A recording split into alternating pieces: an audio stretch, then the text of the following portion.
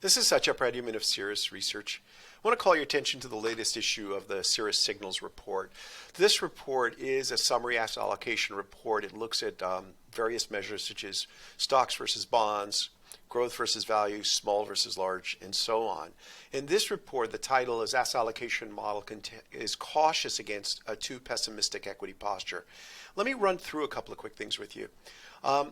This panel here flags that our stock bond allocation now leans to an overweight in equities.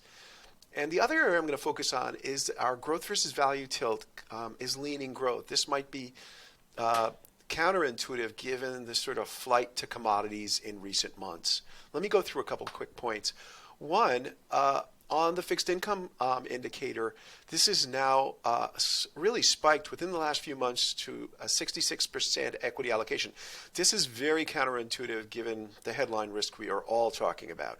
That said, I do think what this model is also pointing to is the fixed income risk and the overhang that resides right now. And as a result, you've got yourself potentially a look to other asset classes. And in fact, the other point we highlight is that risk assets, we've seen quite a bit of a pullback in sentiment, and this allows for risk assets to matter in a phase that's fairly volatile. The other element that the report goes through is this idea about a lean growth measure. So this oscillator is currently at the upper end, tells you that growth stocks or overweighting growth stocks outperforms. That said, again, if there's a commodity run, how could we see growth outperforming? At the heart of this, though, is it underscores our house strategy in terms of a barbell posture. The idea that if the Fed continues to tighten, if commodity pressures continue to squeeze margins, that's ultimately a slowdown in the profit cycle. And as a result, quality growth probably works.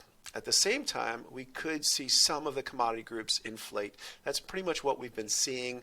I'm not sure why that should be changing. Follow this link here that will allow you to pull up the actual report. Thank you.